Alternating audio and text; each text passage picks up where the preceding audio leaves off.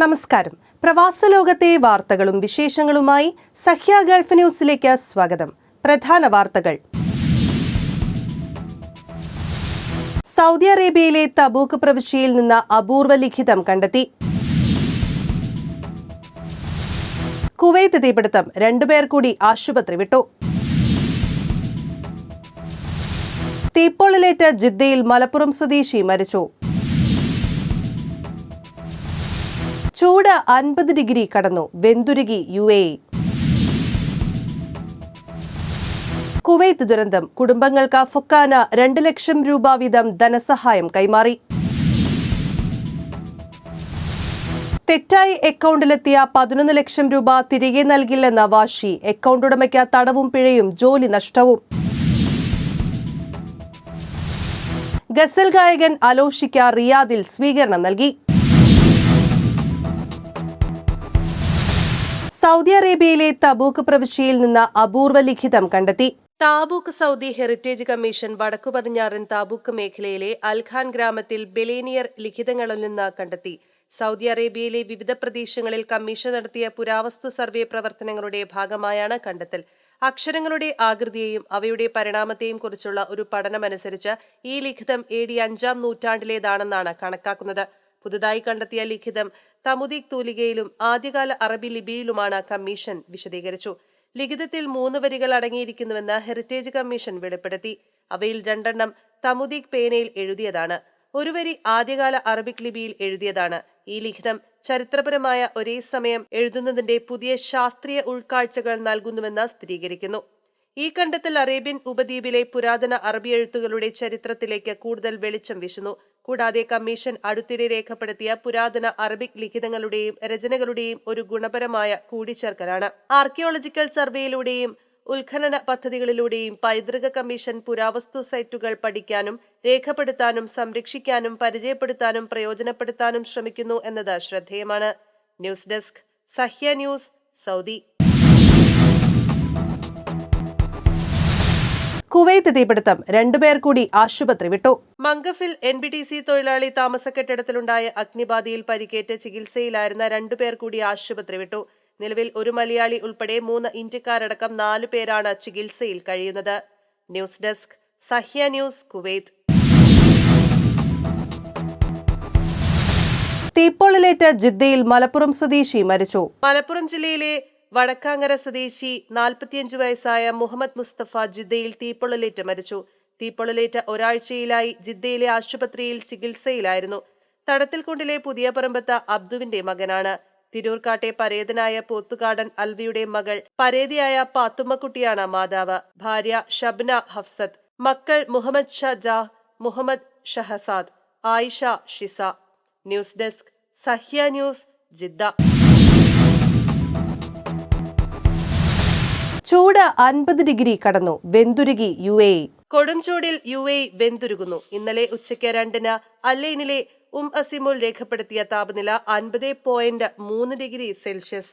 തിങ്കളാഴ്ച അബുദാബി ഷഖാമിൽ 50.6 രേഖപ്പെടുത്തിയത് 50.6 degree Celsius. ഈ മാസം 21-ന് അൽദഫ്ര മേഖലയിലെ മെസ്രയിൽ 49.9 ഡിഗ്രി രേഖപ്പെടുത്തിയിരുന്നു. ജൂലൈ ഓഗസ്റ്റ് മാസങ്ങളിൽ 45 മുതൽ 50 ഡിഗ്രിയിൽ താപനില ഉയരുന്നത് UAEയിൽ സാധാരണമാണ്. അന്തരീക്ഷ ഈർപ്പവും 90% ഉയരുന്നു. ഇടയ്ക്കിടെ മണൽക്കാറ്റ് അനുഭവപ്പെടുന്നുണ്ട്. ഈ പശ്ചാത്തലത്തിൽ ആരോഗ്യ സുരക്ഷാ മുൻകരുതൽ സ്വീകരിക്കണമെന്ന് ഡോക്ടർമാർ മുന്നറിയിപ്പ് നൽകി. രാവിലെ 11-നും വൈകിട്ട് 4-നും ഇടയ്ക്ക് സൂര്യപ്രകാശം നേരിട്ടേൽക്കും വിധം പുറത്തിറങ്ങുന്നത് സൂര്യാഘാതം, നിർജ്ജലീകരണം തുടങ്ങിയ ആരോഗ്യ പ്രശ്നങ്ങൾക്ക് കാരണമാകുമെന്നും ഓർമ്മിപ്പിച്ചു. അടിയന്തര ഘട്ടങ്ങളിൽ പുറത്തിറങ്ങുകയാണെങ്കിൽ കുട കരുതണം. ധാരാളം വെള്ളം കുടിക്കുകയും വേണം. ചൂടുകാലത്ത് ഇളം നിറത്തിലുള്ള അയഞ്ഞ പരുത്തി വസ്ത്രമാണ് ഉത്തമം. ചൂടിൽ നിന്ന് രക്ഷ നേടാൻ ഗൾഫ് രാജ്യങ്ങളിലെല്ലാം പുറം ജോലി ചെയ്യുന്ന തൊഴിലാളികൾക്ക് ഉച്ചവിശ്രമം നൽകി വരുന്നുണ്ട്. News desk, Sahya news, Abu Dhabi. Kuwait ദുരന്തം, കുടുംബങ്ങൾക്ക് ഫൊക്കാന 2 ലക്ഷം രൂപ വീതം ധനസഹായം കൈമാറി. കുവൈത്തിലെ മംഗഫ് തീപിടുത്ത ദുരന്തത്തിൽ മരിച്ച 24 മലയാളികളുടെയും കുടുംബത്തിന് 2 ലക്ഷം രൂപ വീതം ധനസഹായം FOKANA president doctor Babu Stephen കൈമാറി. 24 കുടുംബങ്ങളിലെയും കുടുംബാംഗത്തിന്റെ പേരിൽ എഴുതിയ ചെക്ക് നോർക്ക CEO അജിത് കൊലശ്ശേരിക്ക് നൽകി. നോർക്ക ഓരോ കുടുംബത്തിനും ചെക്ക് കൈമാറുമെന്ന് ഡോക്ടർ ബാബു സ്റ്റീഫൻ അറിയിച്ചു. ലോക കേരള സഭയുടെ 4ാം സമ്മേളനത്തിന്റെ ഔദ്യോഗിക ഉദ്ഘാടന വേദിയിൽ വെച്ചായിരുന്നു കുവൈത്ത് തീപിടുത്ത ദുരന്തത്തിൽപ്പെട്ട കുടുംബങ്ങൾക്ക് ഫൊക്കാന പ്രസിഡന്റ് ഡോക്ടർ ബാബു സ്റ്റീഫൻ ഫൊക്കാനയുടെ സഹായം പ്രഖ്യാപിച്ചത്. News desk, Sahya news, Thiruvananthapuram. തെറ്റായി അക്കൗണ്ടിലെത്തിയ 11 ലക്ഷം രൂപ തിരികെ നൽകില്ലെന്ന വാശി. അക്കൗണ്ട് ഉടമയ്ക്ക് തടവും പിഴയും ജോലി നഷ്ടവും. അക്കൗണ്ടിൽ തെറ്റായി എത്തിയ പണം തിരികെ നൽകാൻ വിസമ്മതിച്ചയാൾക്ക് കുവൈത്തിൽ 5 വർഷം തടവും ഇരട്ടി തുക പിഴയും ശിക്ഷ.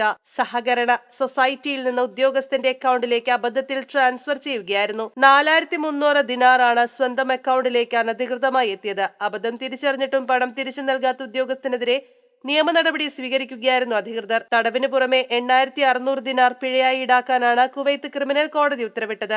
ഇയാളെ ജോലിയിൽ നിന്ന് പിരിച്ചുവിടാനും ഉത്തരവുണ്ട്. News desk, Sahya news, Kuwait.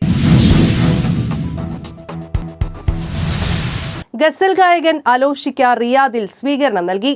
പ്രശസ്ത ഗസൽ ഗായകനും പിന്നണി ഗായകനുമായ അലോഷി അംദസിന് റിയാദ് കിങ് ഖാലിദ് എയർപോർട്ടിൽ സ്വീകരണം നൽകി. കേളി രക്ഷാധികാരി സമിതി അംഗവും കുടുംബവേദി സെക്രട്ടറിയുമായ സീബ കുബോഡ് അലോഷിയെ ബൊക്കെ നൽകി സ്വീകരിച്ചു. Keli cyber wing convener Biju Thayambath, ജീവകാരുണ്യ വിഭാഗം കൺവീനർ മധു എടപ്പുറത്ത് എന്നിവരും സന്നിഹിതരായിരുന്നു. കേളി കലാസാംസ്കാരിക വേദിയുടെ വസന്തം സീസൺ 3 ആഘോഷങ്ങളുടെ ഭാഗമായാണ് അലോഷിയും സംഘവും റിയാദിലെത്തിയത്.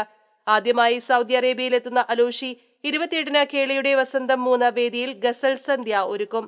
അലോഷിക്കൊപ്പം തബലിസ്റ്റ് ഷിജിൻ തലശ്ശേരി, ഹാർമോണിയം കൈകാര്യം ചെയ്യാൻ അനു പയ്യന്നൂർ എന്നിവരും എത്തിയിട്ടുണ്ട്.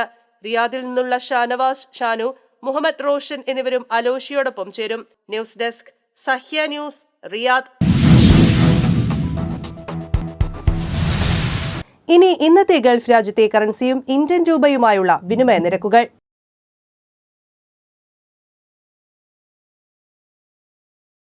ഇന്നത്തെ ഗൾഫ് ന്യൂസ് ഇവിടെ പൂർണ്ണമാകുന്നു. ഗൾഫ് ന്യൂസ് വീണ്ടും നാളെ ഇതേ സമയം. നന്ദി, നമസ്കാരം.